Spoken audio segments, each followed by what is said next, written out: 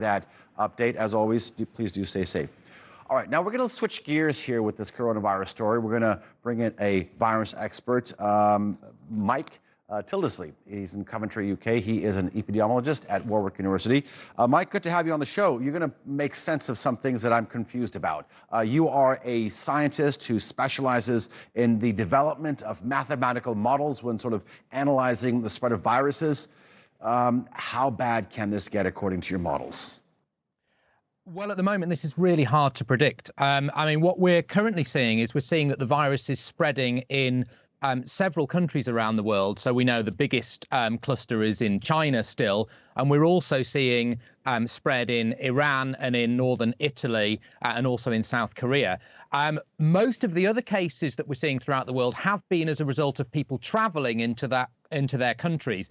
And in those countries, we have only very small documented cases of human-to-human transmission. So what I will say is it's very hard to predict how bad it might get, but the next 2 to 3 weeks are really crucial. And it's really important that we react quickly. And you've already been discussing isolation measures that are in place. And of course, we need to maintain good hygiene practices to try to minimize the risk of really large-scale transmission in other countries. Okay, I was reading an interview on CBS, I believe, where they were talking to an expert, a virus expert from Harvard University, and he said, I don't know if it's true or not, but he said up to 70% of the world's population could get infected. Now, I wasn't very good at math at school, but if 70% of the world's population, and if 1% dies, we're talking about 50 to 60 million deaths. Could it get that bad? I don't want to sound alarmist, but...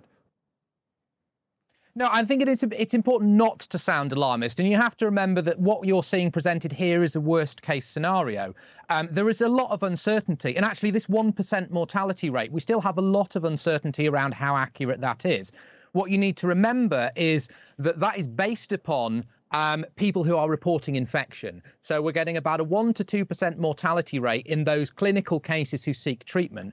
What we still don't know is how many people have the disease but maybe have very mild symptoms and don't seek treatment. If that number is quite large, then of course this mortality rate that we're seeing could be significantly lower than 1%.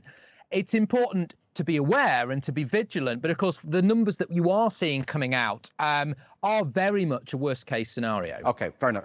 And you do make a very good point. So I do want to underline that. All right, right now the name of the game is containment. You said the next 2-3 weeks is critically important on how we understand the spread of it. Tell us why.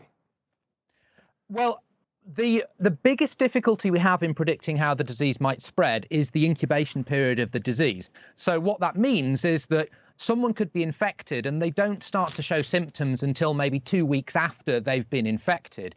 At that point, that means that essentially you're always a little bit behind the disease. So as soon as someone reports infection, it's really important to carry out what we call contact tracing. So try to determine where we think they may have got infection from and put in necessary measures.